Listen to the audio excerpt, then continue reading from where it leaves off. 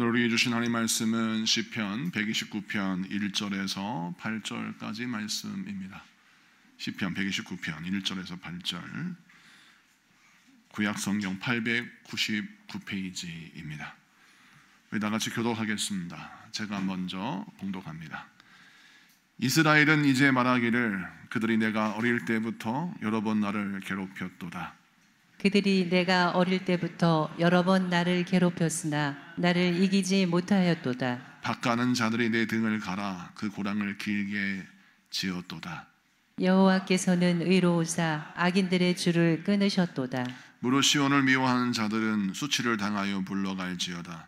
그들은 지붕의 풀과 같을지어다. 그것은 자라기 전에 마르는 것이라. 이런 것은 베는 자의 손과 묶는 자의 품에 차지 아니하나니 지나가는 자들도 여호와의 복이 너희에게 있을지어다 하거나 우리가 여호와의 이름으로 너희에게 축복한다 하지 아니하느니라. 아멘.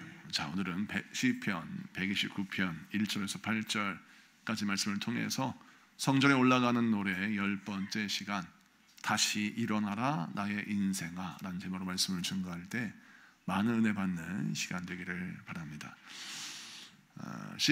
창세기 47장을 보면 야곱이 요셉에 의해서 애굽으로 이민을 가면서 바로를 만나는 장면이 등장합니다.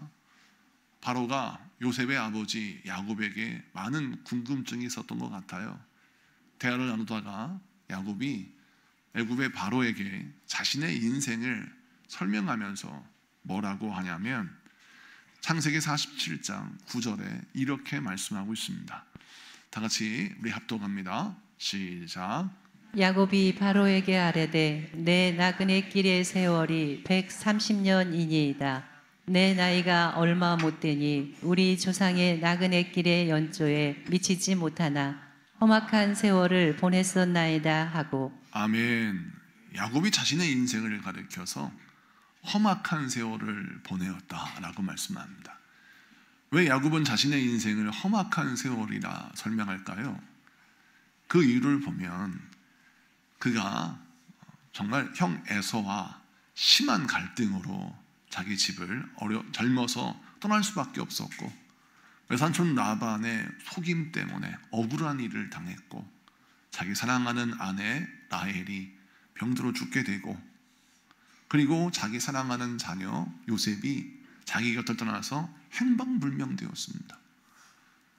그리고 여러 가지 사건 사고가 야곱의 인생에 있었죠.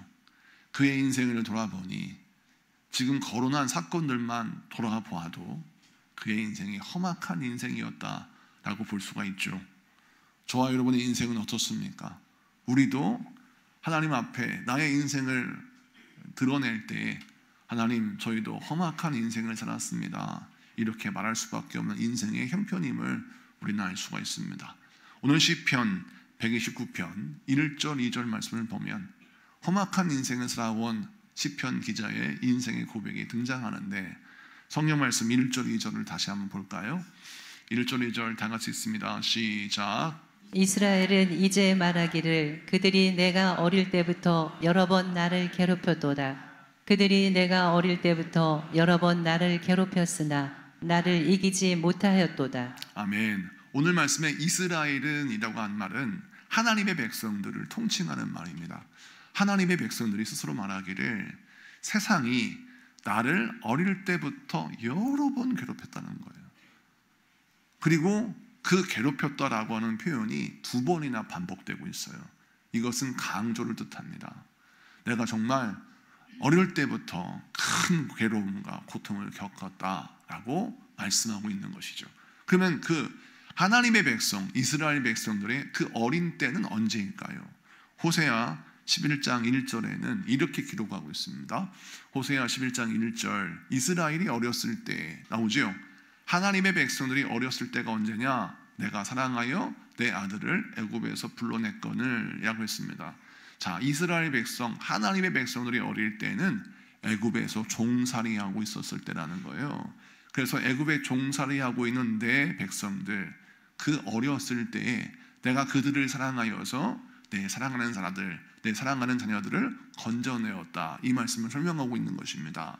자, 그러면 이스라엘 백성들이, 하나님의 백성들이 애굽에서 그 어릴 때에 어떤 고난과 고통을 겪었느냐. 애굽의 왕 바로가 이스라엘 백성들의 인구가 막 늘어나는 거예요. 그러다 보니까 반란의 위기를 느낍니다. 이들이 인구수에 이제 힘을 믿고 저들이 인해 전술로 밀고 들어오면 반란을 막을 길이 없다, 이런 생각이 들어서 이스라엘 백성들의 인구수를 조절하기 위하여 그들을 괴롭게 했습니다. 아주 중노동을 시켰는데 그 노동의 강도가 너무나도 험악하고 너무나도 잔혹하여서 이스라엘 백성들의 신음이 너무 깊었습니다. 그 장면을 보면 출애굽기 1장 11절부터 14절까지 말씀에 이렇게 기록하고 있어요. 여러분 같이 한번 봉독하겠습니다. 시작. 감독들을 그들 위에 세우고 그들에게 무거운 짐을 지어 괴롭게 하여 그들에게 바로를 위하여 북고성 비돔과 라암셋을 건축하게 하니라. 그러나 학대를 받을수록 더욱 번성하여 퍼져나가니 애굽 사람이 이스라엘 자손으로 말미암아 근심하여 이스라엘 자손에게 일을 엄하게 시켜 어려운 노동으로 그들의 생활을 괴롭게 하니 곧 흙 이기기와 벽돌 굽기와 농사의 여러 가지 일이라.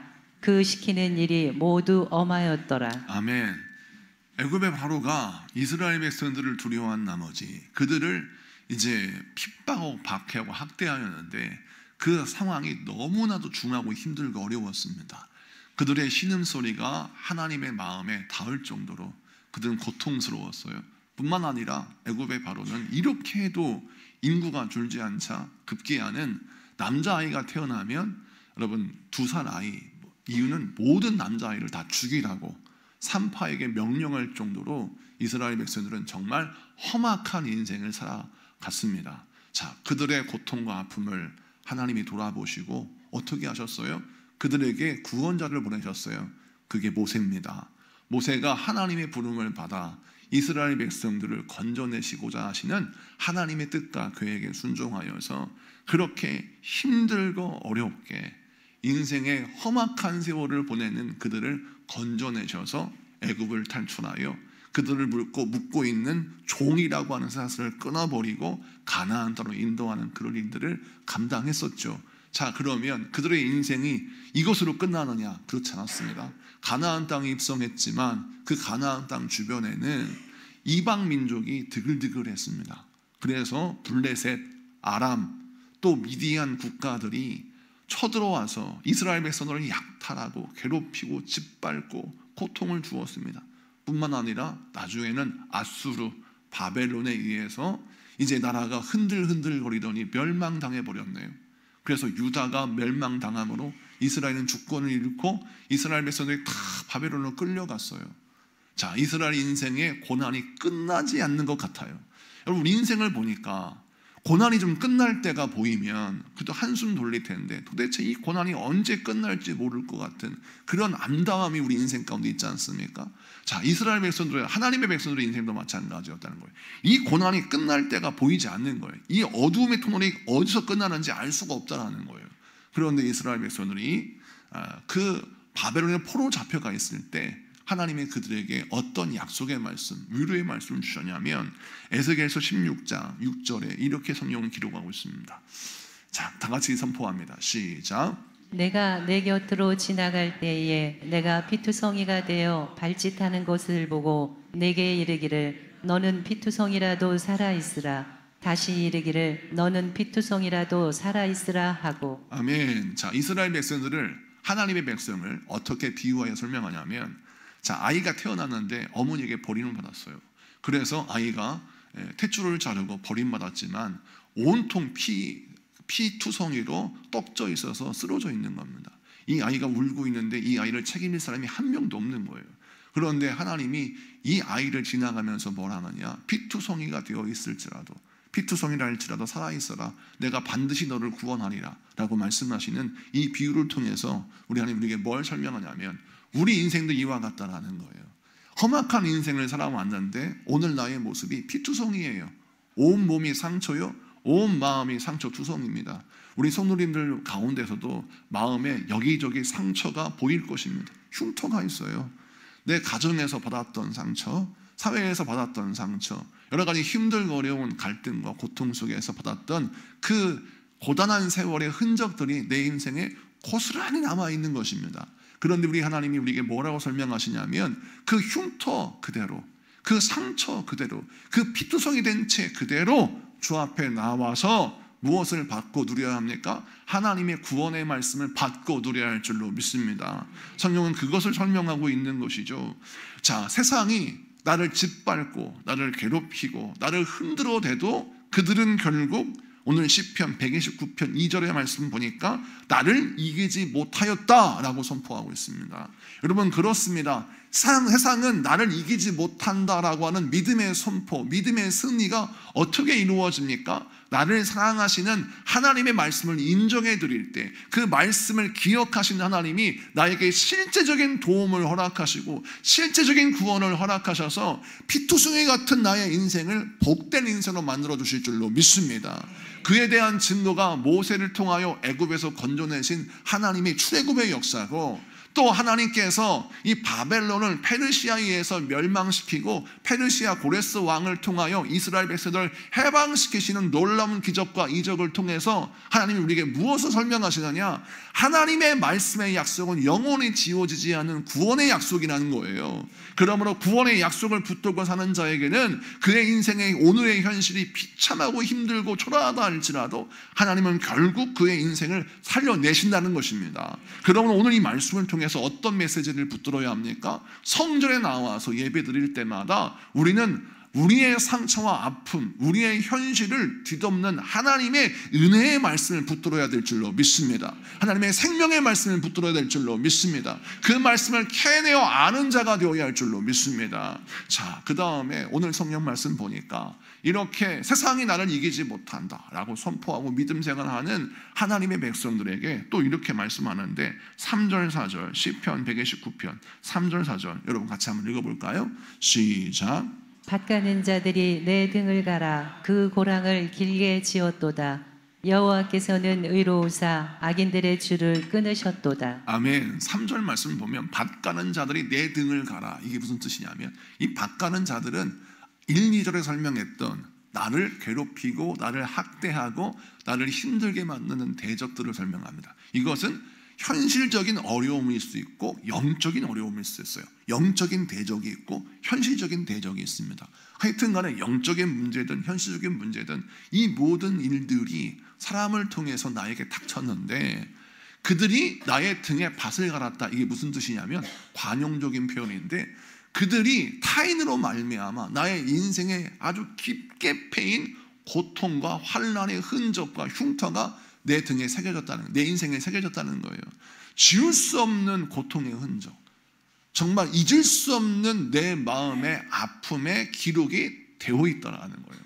그래서 이것이 얼마나 힘들고 이 기록이 얼마나 고통스러운지 밭고랑이 깊고 길게 새겨지는 것처럼 내 인생에 깊고 길게 새겨져서 잊을래야 잊을 수 없고 감출래야 감출 수 없다라는 거예요. 여러분, 흉터가 있을 때 화장으로 지우면 괜찮아요. 그런데 화장으로 지울 수 없는 흉터가 내 인생에, 내 얼굴에 깊게 들어져 있다면 이 얼마나 절망스러울까요? 자, 오늘 본문의 상황이 그런 상황입니다. 정말 절망스러운 상황이에요. 가릴래야 가릴 수 없는 내 인생의 과거가 있고 숨길래야 숨길 수 없는 내 인생의 아픔, 핸디캡이 존재한다는 사실이에요. 이것이 우리의 현실입니다. 그런데 오늘 4절 말씀에 보면 반전이 일어나죠. 여호와께서는 의로우사 악인의 줄을 끊으셨도다 라고 선포하고 있습니다. 여호와께서는 의로우사, 이 말씀을 여러분 직역하면 어떤 뜻이냐? 하나님은 공정하시고 공의로운 분이십니다, 이런 뜻이 첫 번째고, 두 번째는 의역을 하면 어떤 의미를 갖고 있냐면 하나님은 절대로 우리를 떠나지 아니하시는 신실하신, 하나님의 약속과 사랑이 언제나 변함이 없는 그런 신실하신 분이시다라는 의미도 이 말씀에 담겨 있어요. 그래서 유진 피터슨의 메시지라고 하는 성경 번역본을 보면 그와 같이 하나님은 의로우시다라고 하는 표현을 하나님은 우리를 떠나지 아니하시고 우리와 함께 계신다라고 하는 의미로 해석을 했어요. 자, 그렇다면 이 말씀을 통해서 우리 하나님이 우리에게 무엇을 보여주시냐면 나는 사람들에게 보이기 싫은 흉터를 가지고 있는데 그 흉터가 화장으로 커버가 안 되고 내 옷으로 가려지지가 않는 거예요. 가려지지 않는 나의 인생의 핸디캡, 숨겨지지 않는 나의 인생의 박구랑과 같은 내 등의 고통을 우리 하나님이 보시고 나에게 실망하지 않으시고 나를 지키시고 나와 함께 하셔서 나를 올가매는 줄, 이 저주와 이 고통과 이 모든 속박의 줄을 완전히 끊으셔서 더 이상 과거에 의해서 오늘의 내가 결정이 안 되고 내 가지고 있는 상처와 아픔이 나의 인생의 질을 결정하지 못하도록 하나님이 나에게 해방의 은혜를 주셨다는 걸 설명하고 있어요. 자, 그렇다면 이 말씀을 통해서 우리가 어떤 메시지를 붙들어야 하냐면 성전에 나아올 때마다 우리는 상한 현실을 하나님 앞에 드러내는 것을 주저하지 말아야 될 줄로 믿습니다. 우리 모두에게는 상한 현실이 있어요. 가정에서 내 육신 가운데 내 개인적인 삶의 속에서 상한 현실이 존재합니다. 근데 많은 사람들은 그 상한 현실을 숨기고 감추기에 급급합니다. 그런데 오늘 성경을 잘 보세요. 시편 129편은 성전에 올라가는 노래예요. 자, 우리가 상식적으로 성전에 올라가는 사람들은 하나님을 찬양하며 기쁨과 감사 가운데 찬양을 해야 하는 것 같지만 성전에 올라가는 노래가 총 15편인데 15편 가운데 거의 반절은 현실의 고난과 환난 가운데 신음하는 영혼들의 형편과 사정이 드러나 있습니다. 그러니까 반절은 6편이나 7편은 현실 가운데 고통당하는 성전에서 예배드리는 자, 성전에 올라가는 성도들의 아픔과 그 안타까운 현실이 고스란히 드러나 있다는 거예요. 자, 그러면 이 메시지는, 이 말씀은 우리에게 어떤 걸 가르치고 계세요? 성전에 올라가는 사람들은 다 어떤 사람이냐? 문제와 아픔, 상한 현실을 가지고 올라간다라는 거예요. 그런데 우리 하나님은 나의 인생의 형편을 바라보시면서 내 인생의 흉터를 바라보시고 너 험악한 인생을 살았구나, 너 참 초라한 인생을 살았구나 라고 우리를 정죄하시거나 우리를 내어치시거나 우리를 실어버리지 아니하시고 우리를 품에 안으시고 우리를 둘러싼 모든 저주의 사슬을 끊어버리시고, 할렐루야, 우리를 살리시고 우리를 회복시켜 주실 줄로 믿습니다.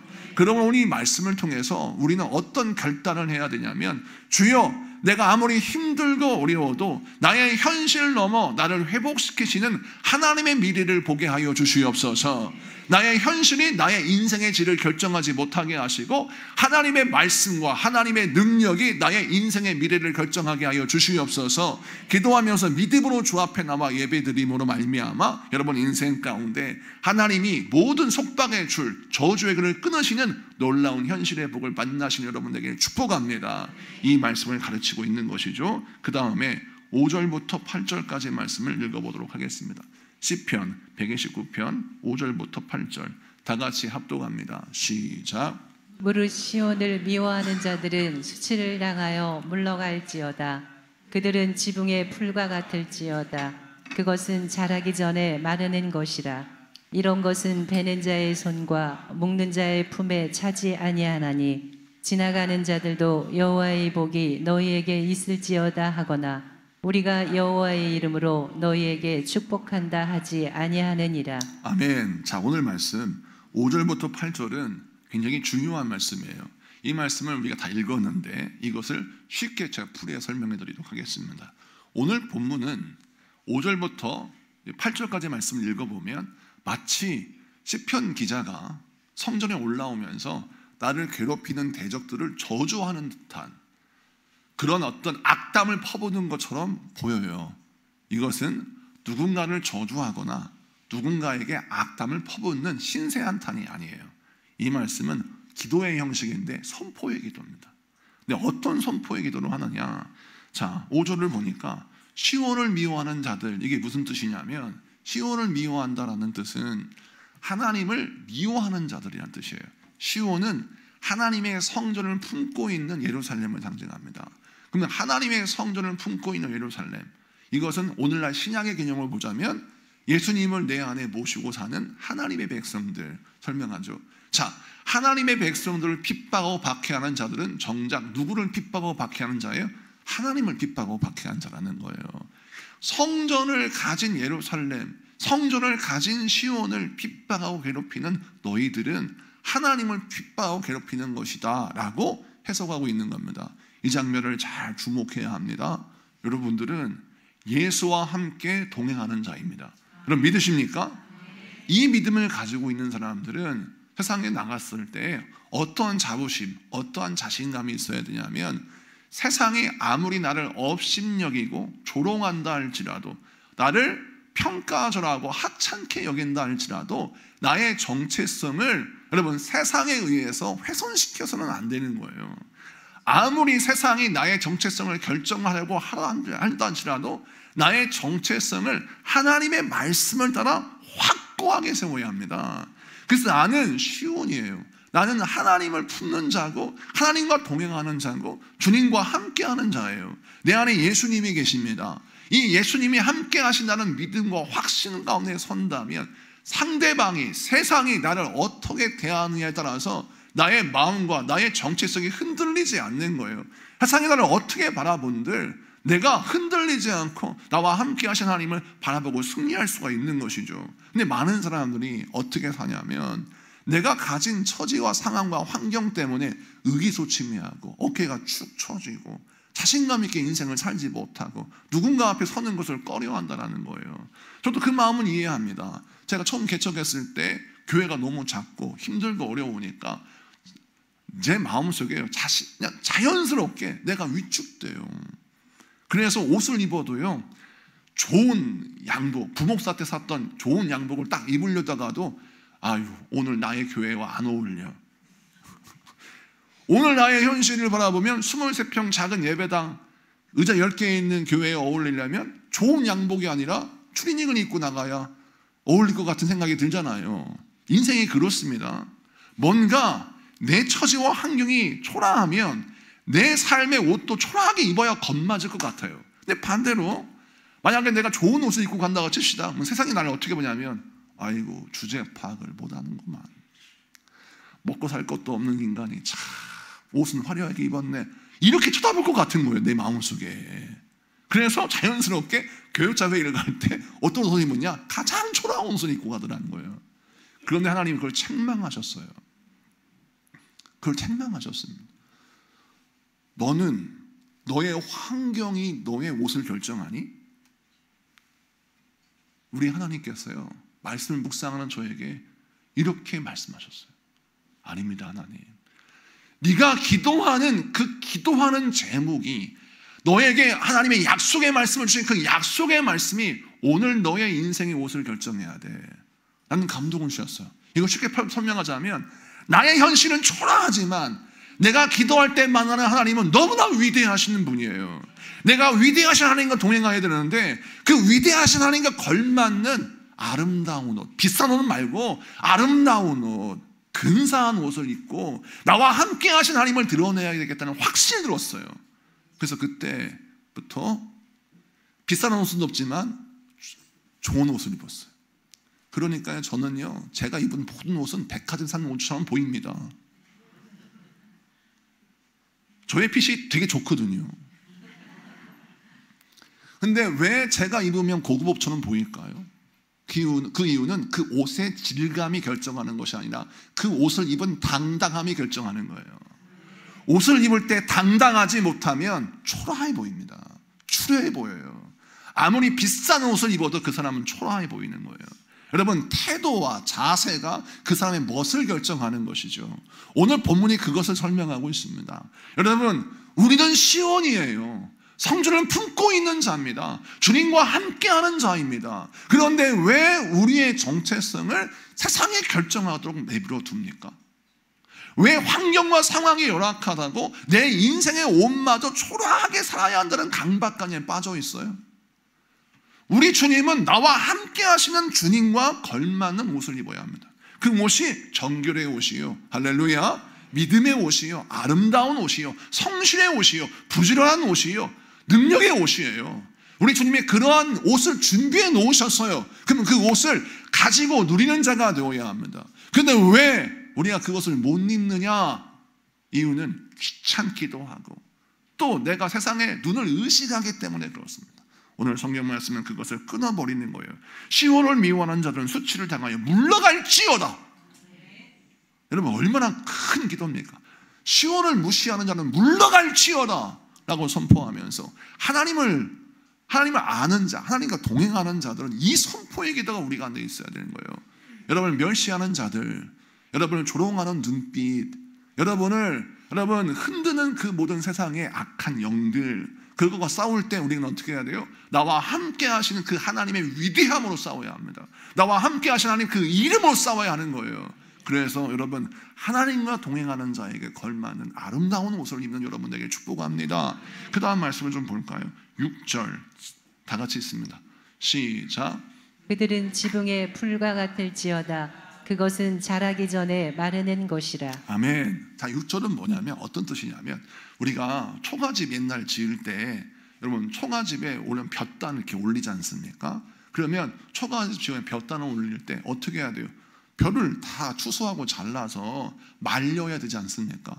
볕단을 잘 말려서 그것을 꼬아가지고 이제 초가집 지붕에 올리는데 여러분 지붕에 올린 풀은 다 죽은 풀입니다. 그런데 처음 죽지 않은 풀, 마르지 않은 풀을 딱 지붕에 올리면 지금 당장은 살아있는 듯 보여요. 왜? 녹색의 빛을 띠고 있으니까. 근데 시간이 지나면 말라 비틀어지겠죠. 자, 줄기가 잘라져 있는 풀은 죽기 마련이고 말라지기 마련입니다. 대적들의 미래가 그렇다는 거예요. 이건 뭘 설명하냐면 여러분 우리의 미래와 악인들의 미래를 여러분 헷갈려서는 안 돼요. 우리의 인생의 내일의 끝이 어떠한가, 우리 내일의 현실이 어떠할 것인가는 내가 판단하는 게 아니라 하나님이 판단하시는 겁니다. 그래서 우리가 함부로 나의 인생의 미래도 결정하지 말아야 되고 타인의 인생도 함부로 말해서는 안 되는 거예요. 자, 상대방의 인생의 미래가 어떻게 풀어갈지 알지 못해요. 그런데 많은 사람들이 자녀를 키울 때 어떻게 하냐면 너 공부하기 그렇게 싫으면 나가서 돈이나 벌어 라고 하는 말을 합니다. 여러분 돈 버는 게 잘못된 거예요? 잘못된 게 아닙니다. 그런데 공부하기 싫으면 나가 돈이나 벌어 라고 하는 이 비하하는 말을 통해서 정당한 경제 활동을 비하시킵니다. 그러하여금 정당히 해야 할 일이고 내가 직업을 가져서 돈을 버는 건 당연한 일인데 이것을 비하하여서 내가 아무것도 할 수 없는 무익한 사람이기 때문에 그 일을 할 수밖에 없다. 그게 뭐냐? 돈 버는 것이다. 이렇게 잘못 인식을 하게 만드는 우를 범한다는 사실이에요. 자, 이 사람들은 어떤 우를 범합니까? 내 자녀의 미래를 하나님이 복 주신 미래로 만드시는데 공부를 못한다 할지라도 그 공부 넘어 하나님이 이루신 놀라운 일들이 있습니다. 다양한 은사가 있고 다양한 분야가 있고 다양한 진로가 있는 거예요. 그 다양한 분야와 진로 속에서 하나님이 이끄신 놀라운 계획이 있는데 그것을 다 자기가 다 무너뜨려 버리는 거예요. 여러분 자녀를 향한 하나님의 계획은 하나님이 결정하시고 하나님의 영역이지 여러분의 영역이 아닌 거예요. 여러분이 미래를 함부로 결정하면 안 되는 겁니다. 근데 많은 사람들이 자녀의 미래를 오늘의 현실을 통해서 뭐라고 규정해 버리느냐? 너는 이와 같이 실패했고 이와 같이 부족한 삶을 살고 있으니까 너는 이렇게 사는 것이 마땅해 라고 함부로 내 자녀라고 나의 소유라고 생각하고 그 자녀의 미래를 함부로 결정해 버리는 거예요. 이 잘못을 우리가 내 자신에게도 한다는 거예요. 자, 내가 남편 복이 없으면 나의 인생은 진짜 괴로울 거야. 내가 내 아들을 봤는데 어떻게 내 아들이 우리 남편을 똑 닮았을까? 자는 것도 비슷하고 말하는 것도 비슷하고 행동하는 것도 비슷하고 어떻게 지 아빠를 똑같이 닮아서 남편 복도 없는 사람은 자녀 복도 없다더니만 이렇게 내가 고생하나 이런 말을 함부로 하는 거예요. 여러분 세상의 속담과 세상의 속설이 여러분의 인생의 예언이 되게 해서는 안 돼요. 오늘 말씀은 이걸 설명합니다. 왜 세상의 속설을 여러분의 예언의 말씀을 붙들어요? 이 어리석은 짓입니다. 여러분의 인생을 결정하시는 분은 하나님이세요. 여러분의 미래를 결정하시는 분은 하나님이십니다. 사람이 인생의 길을 계획한다 할지라도 그 길을 이루시는 분은 누구세요? 하나님이십니다. 그러므로 오늘 이 말씀을 통해서 인생의 미래를 함부로 속단하지 마라. 하나님이 그 끝을 결정하신다. 그 말씀을 설명하고 있는 것입니다. 그 다음에 7절을 봅니다. 7절 다 같이 읽습니다. 시작. 이런 것은 베는 자의 손과 묶는 자의 품에 차지 아니하나니. 아멘. 자, 8절 다 한번 더 읽게. 시작. 지나가는 자들도 여호와의 복이 너희에게 있을지어다 하거나 우리가 여호와의 이름으로 너희에게 축복한다 하지 아니하느니라. 아멘. 자, 7절 8절은 연결시켜야 돼. 이게 무슨 뜻이냐면 베는 자와 묶는 자는 누구냐면 추수하는 자를 설명해요. 그래서 추수하기 위해서 벼를 베고 그것을 묶어서 추수하여 곡식단을 드리는 사람들을 말합니다. 그런데 너희가 아무리 추수하여도 곡식을 거둘 수가 없을 것이다. 너희가 아무리 노력해도 그 노력이 허사가 될 것이다. 이유는 무엇이냐? 너희는 하나님을 버렸고 하나님께 대적하고 하나님을 등졌기 때문이다. 그러므로 너희의 모든 수가 헛수고가 될 것이니 지나가는 사람이 너희들을 여호와의 이름으로 축복하여도 그 축복의 말씀이 너희하고 상관이 없는 게 왜? 너희들은 여호와의 이름과 상관이 없는 존재이기 때문이다. 그 말을 설명하고 있는 거예요. 자, 그럼 이 말씀을 적용시켜 볼까요? 여러분, 우리 하나님이 우리에게 이 시편 기자의 말씀을 통해서 우리에게 무엇을 가르치시냐면 여호와의 이름을 가진 자에게만 하나님께서 하나님의 창고를 여십니다.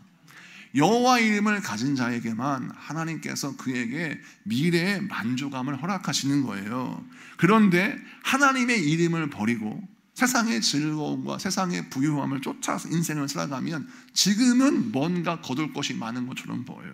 지금은 뭔가 다 이룬 것처럼 보입니다. 그런데 나중엔 결국 잃어버린 것이 너무 많다는 사실이에요. 제가 이제 어제 금산 대신방을 있어서 금산 대신방을 어제 했어요. 여러분, 대신방이 봄에 시작했는데 어제 하여튼 대신방이 또 진행이 됐어요. 그런데 그때 농사에 대해서 같이 이야기를 나눌 때 추수할 때 요즘은 인건비가 비싸고 사람도 구하기 힘들기 때문에 콩을 추수하든 벼를 추수하든 뭘 추수하든 간에 콤바인 농기계를 동원해서 이제 추수를 한답니다. 그런데 중요한 것이 있는데 아무리 좋은 기계, 아무리 큰 기계를 할지라도 누수가 많으면 안 돼요. 예를 들어서 1000평, 2000평 콩을 수확하는데 콤바인이 모든 것을 콩을 베고 콩을 털어서 그것을 푸대에 하나씩 담아야 되지 않습니까? 그러면 누수율이 10% 미만이 되어야 그래야 농사를 잘 지은 거예요. 그런데 콤바인, 이 트랙터를 잘못 운전하면 50%의 누수가 생겨서 기껏 모든 밭을 다 추수했는데 나중에 주인과 일꾼들이 다 땅바닥에 주저앉아서 떨어지고 흘려버린 콩, 그걸 다 주워야 한다는 거예요. 그 이야기를 듣고 이게 영적인 인사이트가 있는 겁니다. 여러분, 아무리 좋은 기계도 잘못 운전하면 추수의 기쁨을 누릴 수가 없어요. 노하우가 있다는 거예요. 내 생각대로 좋은 기계를 가지고 사용하면, 고급 기계를 가지고 사용하면 내 인생에 정말 기쁨의 추수가 있겠지라고 생각하지만 그 기계를 다룰 수 있는 사람의 기술이 없으면 그건 다 소용없는 헛수고라는 거예요. 여러분, 우리 인생을 지으신 분이 누구세요? 하나님이세요. 하나님이 나를 지으셨습니다. 나를 다루시는 기술을 누가 제일 알고 계세요? 하나님이 알고 계십니다. 하나님이 하나님의 말씀을 통해서 내 인생을 다루는 기술을 설명하셨어요. 그것이 말씀이요, 그것이 우리에게 허락되어준 메시지예요. 하나님께 붙들려서 하나님의 말씀으로 내 인생이 다루어지면 어떤 일이 벌어지느냐? 나는 값비싼 기계도 아니고 엄청난 능력이 있는 사람도 아니지만 정말 요긴하게 쓰임받는 하나님의 영적 도구가 될 수 있다는 사실이에요. 그래서 오늘 성경 말씀에 기록하고 있습니다. 성전에 올라가는 너희요, 너희가 세상에 화려함이 없고 세상에 대단한 탁월함이 없는 듯 보이지만 하나님의 손에 붙들려서 하나님이 사용하신 자가 되면 너의 인생의 추수의 밭에 기쁨이 있을 것이고, 할렐루야, 너에게 하나님의 이름으로 축복하였을 때 너의 인생의 그 축복이 온전히 이루어질 것이다 라는 거예요. 근데 만약에 하나님의 이름을 잃어버린다면 어떤 일이 벌어집니까? 제 아무리 노력해도 잃어버린 것이 천지일 것이고, 앞으로 벌고 뒤로 새고, 앞으로 벌고 다 낭비해버리는 인생을 살 것이고, 너의 인생을 향하여 하나님의 이름으로 마음껏 축복을 해도 다 소용없는 일이다. 왜? 하나님과 전혀 상관없는 자이기 때문이다라는 거예요. 그러므로 이 말씀을 통해서 저와 여러분이 어떤 결단을 해야 되냐면 예수의 이름으로 나에게 들려지는 하나님의 말씀으로 나의 인생의 도구를 잘 움직여야 합니다. 나의 삶을 움직이는 하나님의 기술을 터득해야 합니다. 이것이 바로 복받는 길이요, 우리의 인생길에 하나님의 허락하신 은혜가 부어지는 통로예요. 여러분, 하나님의 말씀은 여러분의 인생을 움직이는 기술을 설명하십니다. 여러분의 인생을 어떻게 복 있는 인생으로 만드실지 우리 하나님이 다 계획해 놓으셨고 그 매뉴얼을 가지고 계세요. 그 매뉴얼이 바로 성경 말씀인 겁니다. 성경 말씀을 통하여 우리 인생을 움직이시는 하나님의 그 영적인 노하우를 받아 누려야 될 줄로 믿습니다. 자, 그러면 여러분의 인생의 밭에 추수의 기쁨이 여러분의 기쁨이 되는 것이죠. 말씀을 마치고 정리합니다.